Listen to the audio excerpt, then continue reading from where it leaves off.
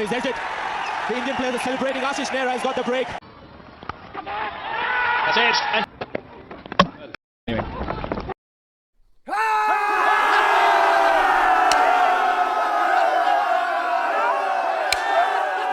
भारत कमजोर टीमों को कुचलने वाली टीम है जो अपने से कमजोर टीमों का शिकार करती है और बड़े टीमों के सामने आते ही घुटने टेक देती है। ये बातें इंग्लिश मीडिया उनके क्रिकेट एक्सपर्ट और नासिर हुसैन की टीम कर रही थी, जिससे शानदार फॉर्म में चल रहे भारतीय टीम का मनोबल तोड़ा जा सके। ये कहानी है विश्व कप 2003 की, जब ग्रुप राउंड धीरे धीरे समाप्ति की ओर बढ़ रहा था और ग्रुप ए से पहले ही अजय ऑस्ट्रेलिया सुपर 6 के लिए क्वालिफाई कर चुकी थी। मगर तस्वीर अब भी साफ नहीं था, क्योंकि 2 स्थानों के लिए भारत, इंग्लैंड, पाकिस्तान और जिम्बाब्वे के बीच जंग छिड़ी हुई थी। यहाँ से भारत की राहें आसान नहीं था। एक तरफ कुआं था तो दूसरे तरफ खाई। इंग्लैंड टीम में एक से एक धुरंधर खिलाड़ी भरे पड़े थे। दूसरी तरफ पाकिस्तानी टीम में एक से बढ़कर एक पागल और सिरफिरे खिलाड़ी थे, जिनका मकसद ही भारत को हराना, मतलब विश्व कप जीतना था। इंग्लैंड अपना तीनों मैच जीतकर भारत के सामने खड़ा था। इंग्लिश टीम में युवा एडरसन कातिलाना गेंदबाजी करते हुए सबसे बड़ा स्टार बनकर उभरे थे। पिछले 3 मैचों में 9 विकेट ले चुके थे और 2 मैचों में तो 4-4 विकेट उड़ाकर विश्व कप में सनसनी मचा रखा था, जबकि फिलटॉप तो पहले से ही बल्लेबाजों के लिए सरदर्द बना हुआ था। ऐसे में ठीक मैच से एक दिन पहले नासिर हुसैन ने माइंड गेम खेलते हुए कहा, हमें जिम्बाब्वे में न खेलने का कोई अफसोस नहीं है, न ही 2 अंक जाने का। हमारी टीम कोई कमजोर टीम नहीं है जिसे कोई आसानी से कुचल देगा।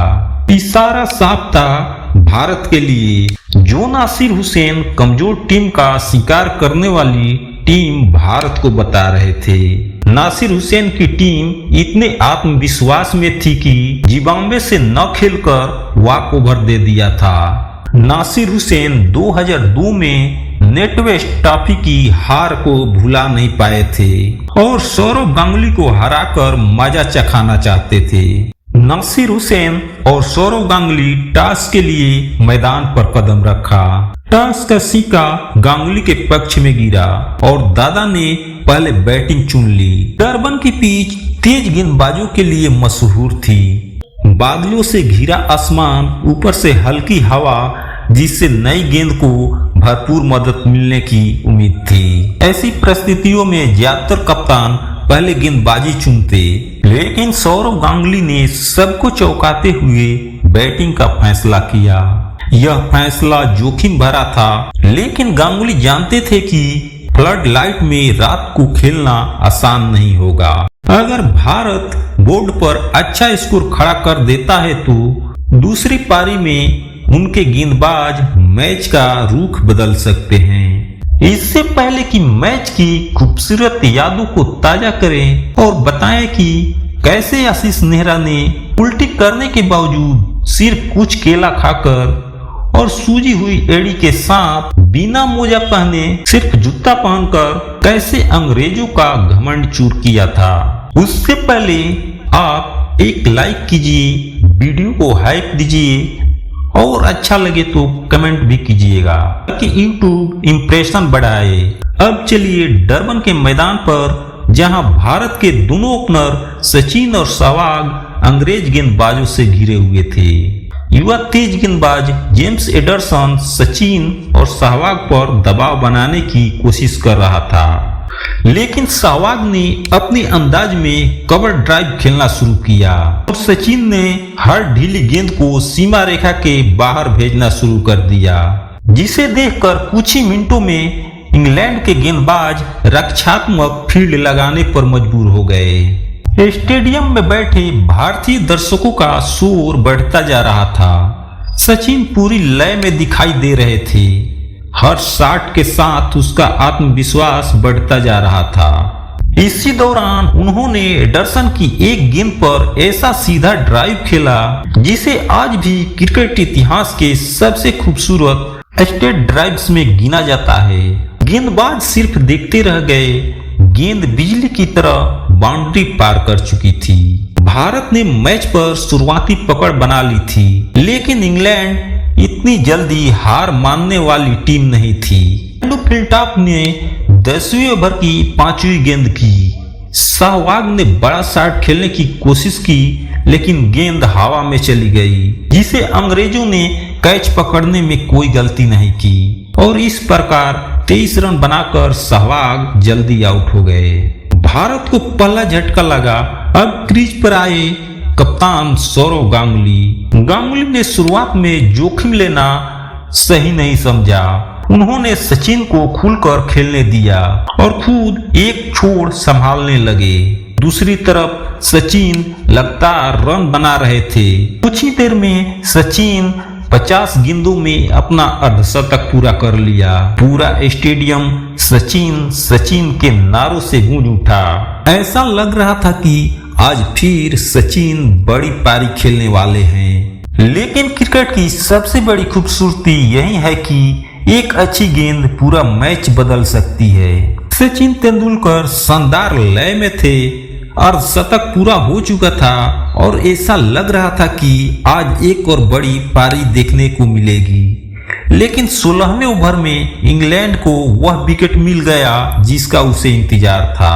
सचिन एक बड़ा शॉट खेलना चाहते थे, गेंद बल्ले का पूरा साथ नहीं दे सकी और कैच लपक लिया गया। सचिन 53 गेंदों में 50 रन बनाकर आउट हुए। यह एक विकेट नहीं गिरा था। भारत की सबसे बड़ी उम्मीद पवेलियन लौट चुकी थी। कुछ पल पहले तक भारतीय ड्रेसिंग रूम में जो मुस्कान थी, अब वहां सन्नाटा था, क्योंकि सभी जानते थे अगर यहां लगातार विकेट गिरे तो मैच पूरी तरह बदल सकता है। सचिन के आउट होने के बाद जिम्मेवारी कप्तान सौरव गांगुली पर थी, लेकिन सचिन के जाते ही इंग्लैंड के गेंदबाज अब पूरी लय में आ चुके थे। रन बनाना मुश्किल होता जा रहा था और फिर भारत को एक और झटका लगा। गांगुली भी बड़ी पारी नहीं खेल सके। अब क्रीज पर थे राहुल द्रविड़ और दिनेश मोंगिया। स्कोर ठीक था, लेकिन मैच का सबसे कठिन दौर शुरू हो चुका था। द्रविड़ ने धीरे धीरे पारी संभाली। द्रविड़ जानते थे यह समय चौके छक्के लगाने का नहीं है, बल्कि विकेट मचाने का है। उन्होंने हर गेंद को उसकी मेरिट पर खेलना शुरू किया। दूसरे छोर पर दिनेश मुंगिया भी उनका अच्छा साथ दे रहे थे। दोनों ने मिलकर पारी को संभाला। हालांकि रन तेजी से नहीं आ रहे थे, लेकिन सबसे जरूरी काम हो रहा था कि विकेट नहीं गिर रहे थे। इंग्लैंड लगातार दबाव बना रहा था। हर ओवर में 3 या 4 रन मिल रहे थे। ये देखकर भारतीय दर्शकों को लगने लगा कि अब यहां से 250 रनों तक पहुंचना भी भारत के लिए मुश्किल होगा। और तभी इंग्लैंड ने एक और मौका बना लिया। पॉल कलिंगवुड की गेंद को दिनेश मोंगिया ने उठाकर मारा, लेकिन गेंद सीधे फील्डर के हाथों में चली गई। इस तरह से दिनेश मोंगिया 32 रन बनाकर आउट हो गए। अब भारत फिर मुश्किल में था। ऐसे में मैदान पर आया एक 21 साल का युवा बल्लेबाज, नाम था युवराज सिंह। उस समय तक युवराज सिंह बड़े खिलाड़ी नहीं बने थे, लेकिन उनमें आत्मविश्वास भरपूर था। उन्होंने आते ही साफ कर दिया कि वह सिर्फ टिकने नहीं आए हैं और पहले बॉल से ही आक्रमण करना शुरू कर दिया। उसके बाद तो cover drive, pull shot, cut shot, हर तरफ रन निकलने लगे। जो गेंदबाज कुछ देर पहले भारत पर हावी थे, अब वहीं युवराज सिंह के सामने परेशान दिखाई दे रहे थे। दूसरे छोर पर राहुल द्रविड़ भी अब खुलकर खेलने लगे। दोनों बल्लेबाजों ने आखिरी ओवर में मैच का रुख बदल दिया। 47वें ओवर में युवराज सिंह 242 रन बनाकर आउट हुए, लेकिन तब तक वह अपना काम कर चुके थे। यहां से राहुल द्रविड़ ने आखिरी ओवर में शानदार बल्लेबाजी की। उन्होंने जेम्स एंडरसन के एक ओवर में लगातार बड़े शॉट लगाए और भारत का स्कोर 250 तक पहुंचा दिया। राहुल द्रविड़ 62 रन बनाकर नाबाद लौटे। ड्रेसिंग रूम में खिलाड़ियों के चेहरे पर संतोष था, लेकिन किसी को यह भरोसा नहीं था कि यह स्कोर सुरक्षित है, क्योंकि सामने इंग्लैंड की मजबूत बल्लेबाजी थी, जिसमें माइकल वान, मार्कस त्रेस्थोतिक, नासिर हुसैन, एंड्रू फिल्टाप और पॉल कलिंगवुड जैसे बल्लेबाज किसी भी लक्ष्य का पीछा आसानी से कर सकते थे। लेकिन भारतीय टीम के पास भी एक ऐसा हथियार था जिसकी किसी ने कल्पना भी नहीं की थी। एक घायल तेज गेंदबाज जो दर्द से लड़ते हुए मैदान में उतरने वाला था और अपना नाम अगले 10 ओवर में विश्व कप के इतिहास में हमेशा के लिए दर्ज कराने वाला था। 250 रन आज के दौर में यह स्कोर सामान्य लग सकता है, लेकिन 2003 के विश्व कप में खासकर डरबन की तेज पिच पर यह एक चुनौतीपूर्ण लक्ष्य था। फिर भी इंग्लैंड की बल्लेबाजी इतनी मजबूत थी कि मुकाबला पूरी तरह खुला हुआ था। भारतीय खिलाड़ियों को पता था कि अगर शुरुआती विकेट नहीं मिले तो मैच हाथ से निकल सकता है। सौरव गांगुली ने पूरी टीम को एक ही बात कही कि पहले 10 ओवर यही मैच तय करेंगे कि हम जीतेंगे कि हारेंगे। मार्कस त्रेस्थोतिक और निक नाइट क्रीज पर आए और गेंद जहीर खान के हाथों में थी। पहले कुछ ओवर दोनों टीमों ने बेहद सावधानी से खेले। हर रन कीमती थी और ऐसा लग रहा था कि इंग्लैंड ठीक ठाक शुरुआत कर लेगा, लेकिन फिर एक छोटी सी गलती ने इंग्लैंड की शुरुआत बिगाड़ दी। निक नाइट ने तेज रन लेने की कोशिश की और गेंद सीधे वीरेंद्र सहवाग के हाथों में पहुंची और वीरेंद्र सहवाग ने सटीक थ्रो किया और विकेट बिखर गए। इस तरह से निक नाइट रन आउट होकर पवेलियन लौट गए। इंग्लैंड ने बिना किसी बड़े शॉट के अपना पहला विकेट गंवा दिया था। अब भारतीय खिलाड़ियों का जोश अचानक बढ़ गया। अब क्रीज पर थे मार्कस त्रेस्थोतिक। वह उस समय इंग्लैंड के सबसे भरोसेमंद सलामी बल्लेबाजों में से एक थे, लेकिन जहीर खान ने उन्हें कोई मौका नहीं दिया जिससे त्रेस्थोतिक बड़ा शॉट लगा सके। उन्होंने लगातार 60 गेंदों से त्रेस्थोतिक को पीछे ढकेला और फिर एक शानदार गेंद जो बल्ले का ऊपरी किनारा लेकर हवा में चली गई और सचिन तेंदुलकर ने बिना गलती किए आसान सा कैच पकड़ लिया। इस तरह से इंग्लैंड का सिर्फ 15 रनों पर 2 विकेट गिर चुके थे। अब मैच भारत की तरफ झुकता दिखाई देने लगा, लेकिन असली परीक्षा अभी बाकी थी। अब कप्तान नासिर हुसैन और माइकल वान 2 अनुभवी बल्लेबाज क्रीज पर थे। दोनों ने जल्दबाजी नहीं दिखाई, धीरे धीरे रन बनाने लगे। भारतीय गेंदबाजों पर दबाव बढ़ने लगा। हर ओवर के साथ इंग्लैंड वापसी करता दिख रहा था। सौरव गांगुली बार बार फील्ड बदल रहे थे, लेकिन विकेट नहीं मिल रहा था।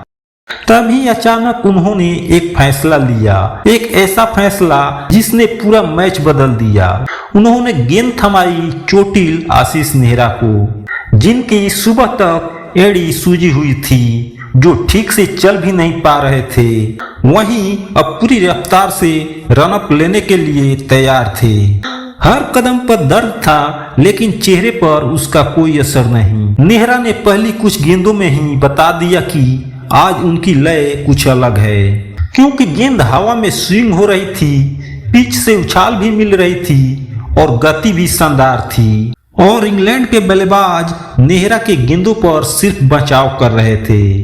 फिर आया 17वां ओवर और यहीं से शुरू हुई आशीष नेहरा की ऐतिहासिक गेंदबाजी। 17वें ओवर की दूसरी गेंद पर नासिर हुसैन स्ट्राइक पर थे। नेहरा की तेज गेंद हल्का सा मूवमेंट करती हुई बल्ले का किनारा लेकर सीधे विकेट कीपर राहुल द्रविड़ के हाथों में समा गई। इस तरह से इंग्लैंड के कप्तान नासिर हुसैन आउट होकर पवेलियन की तरफ चल दिए। अगली गेंद खेलने के लिए एलेक्स स्टीवर्ट क्रीज पर आए। दबाव पहले से ही था। नेहरा ने फिर बिल्कुल सही लाइन पर गेंद डाली। स्टीवर्ट गेंद को समझ ही नहीं पाए और बैट का किनारा लेते हुए गेंद फील्डर के हाथों में समा गई। इस तरह लगातार 2 गेंदों पर 2 बड़े विकेट भारत को मिल चुका था। पूरा स्टेडियम भारतीय दर्शकों की आवाज से गूंज उठा।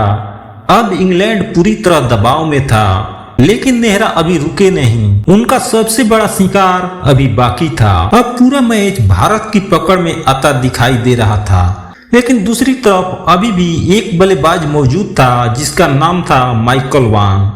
वान उस समय इंग्लैंड के सबसे भरोसेमंद बल्लेबाजों में से एक थे। अगर वह टिक जाते तो मैच पलट भी सकता था और आशीष नेहरा यह बात अच्छी तरह जानते थे। उन्होंने जल्दबाजी नहीं दिखाई, हर गेंद एक योजना के साथ फेंकी। बाहर जाती गेंद, कभी अंदर आती गेंद, कभी उछाल और कभी सीम मूवमेंट। वान समझ ही नहीं पा रहे थे कि अगली गेंद क्या करेगी। फिर आया 19वां ओवर। नेहरा ऑफ स्टंप के बाहर गेंद डाली और वान ड्राइव करना चाहते थे, लेकिन गेंद बल्ले का किनारा लेकर हवा में चली गई, जिसे वीरेंद्र सहवाग ने कैच लपकते हुए माइकल वान को पवेलियन की राह दिखा दी। उस वक्त इंग्लैंड का स्कोर था 66 रन और 5 विकेट गिर चुके थे। अब भारतीय खिलाड़ी समझ चुके थे कि मैच उनके हाथ में आ चुका है। वान के जाने के बाद एंड्रू फिल्टाप और पॉल कलिंगवुड दोनों आक्रामक बल्लेबाज क्रीज पर मौजूद थे। अगर ये दोनों साझेदारी बना लेते तो भारत की मुश्किलें फिर बढ़ सकती थी। दोनों ने शुरुआत भी अच्छी की, कुछ शानदार चौके लगे और स्कोर धीरे धीरे बढ़ने लगा। सौरव गांगुली लगातार गेंदबाज बदल रहे थे, लेकिन उनका भरोसा अब भी सिर्फ एक खिलाड़ी पर था। उन्होंने फिर गेंद आशीष नेहरा को थमा दी। 27वें ओवर की पहली गेंद कलिंगवुड स्ट्राइक पर थे। नेहरा की गेंद हल्की सी बाहर निकली, जिसे कलिंगवुड ड्राइव करने के लिए गए और गेंद बैट का किनारा लेकर राहुल द्रविड़ के दस्तानों में समा गई। इंग्लैंड की आखिरी बड़ी साझेदारी भी टूट चुकी थी। अब फिल्टाप अकेले लड़ रहे थे। उन्होंने कुछ दमदार शॉट लगाए, लेकिन दूसरी तरफ विकेट लगातार गिरते जा रहे थे। नेहरा की रफ्तार कम नहीं हो रही थी। यह वही गेंदबाज था जो सुबह ठीक से चल भी नहीं पा रहा था। 30वें ओवर में नेहरा ने पहले रोनी ईरानी को आउट किया, फिर कुछ देर बाद एक और बल्लेबाज पवेलियन लौट गया और इसी के साथ आशीष नेहरा ने अपने 10 ओवर में सिर्फ 23 रन देकर 6 विकेट पूरे कर लिए। उस समय यह किसी भी भारतीय गेंदबाज का विश्व कप में सर्वश्रेष्ठ प्रदर्शन था। ड्रेसिंग रूम में बैठे खिलाड़ी खड़े होकर तालियां बजा रहे थे और सौरव गांगुली मुस्कुरा रहे थे। सचिन तेंदुलकर सबसे पहले दौड़कर नेहरा के पास पहुंचे। पूरी टीम जानती थी कि आज की जीत का सबसे बड़ा हीरो कौन है। एंड्रू फिल्टाप ने हार नहीं मानी। उन्होंने तेज 64 रन बनाए, कुछ शानदार चौके और छक्के भी लगाए, लेकिन क्रिकेट अकेले नहीं जीता जाता। दूसरे छोर से लगातार विकेट गिरते रहे। आखिरकार पूरी इंग्लैंड की टीम 168 रन पर ऑल आउट हो गई। इस प्रकार भारत ने 82 रनों से मैच जीत लिया। यह सिर्फ 2 अंक नहीं थे, यह वह जीत थी जिसने भारतीय टीम को विश्वास दिलाया कि वह दुनिया के किसी भी टीम को हरा सकती है। और सबसे बड़ी बात, अब सिर्फ 3 दिन बाद सामने था पाकिस्तान, वही मुकाबला जिसका करोड़ों भारतीय इंतजार कर रहे थे। और अब पाकिस्तान से भिड़ने से पहले भारत को एक नया सितारा मिल चुका था, एक ऐसा तेज गेंदबाज जो दर्द में भी दौड़ा, जिसकी एड़ी सूजी हुई थी, लेकिन जिसने मैदान पर अपने जज्बे से इतिहास लिख दिया। आज भी जब 2003 विश्व कप की सबसे यादगार गेंदबाजी की बात होती है, तो डरबन की वह शाम और नेहरा का 6 विकेट का वह स्पेल क्रिकेट प्रेमियों की यादों में ताजा हो उठता है। अगर आपको भी लगता है कि आशीष नेहरा का यह स्पेल भारतीय क्रिकेट इतिहास की सबसे बेहतरीन तेज गेंदबाजी में से एक था, तो वीडियो को जरूर लाइक करें और कमेंट में बताएं 2003 विश्व कप में सचिन की पाकिस्तान के खिलाफ 98 रन की पारी ज्यादा यादगार थी या आशीष नेहरा का 6 विकेट वाला स्पेल।